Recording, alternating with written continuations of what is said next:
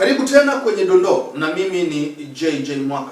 Leo tutaangalia kidogo kuhusu vidonda vya tumbo. Nimeulizwa sana kuhusu hichi kitu. Ni vipana sana, lakini kwa haraka ni kwamba viko vidonda vinavyosababishwa na bakteria, yani Helicobacter pylori, lakini kuna vidonda ambavyo vinasababishwa na mitindo fulani ya kimaisha na hata matumizi ya dawa hizi ambazo ni za kutuliza maumivu na hasa zikitumiwa bila ushauri mzuri wa wataalamu.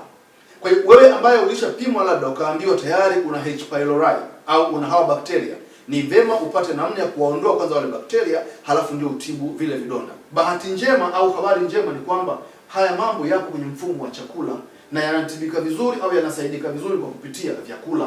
Kwa hiyo unapofika Fuaplan kwa mfano, ni rahisi kupatiwa virutubisho mbalimbali ambavyo vitasaidia kujenga mucous membrane ya tumbo lako na hivyo kuwa ni rahisi kuponyeka vidonda au majeraha yaliyo kwenye utumbo wako. Kuna vyakula vingi, kuna mimea mingi ambayo ina antibacterial effects, yani ina sifa za kupambana na bakteria.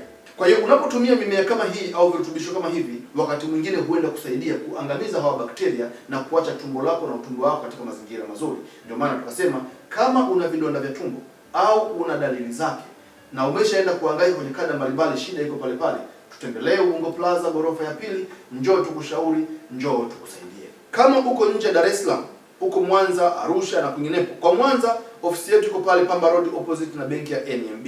Mikoa mingine unaweza kutupigia simu ambazo utaziona hapa chini ya runinga yako, na namba zenyewe ni 0684 100 100 au 0685 100 100. Mimi ni JJ Mwaka, bye bye. Kama una changamoto mbalimbali za maradhi na hasa maradhi yasiyoambukiza kama vile matatizo ya moyo, shinikizo la damu, matatizo ya figo, kisukari, vidonda vya tumbo, bawasiri na matatizo mbalimbali ya uzazi, unaweza kufika Fuaplan International iliyoko Ubungo Plaza ghorofa ya pili jijini Dar es Salaam.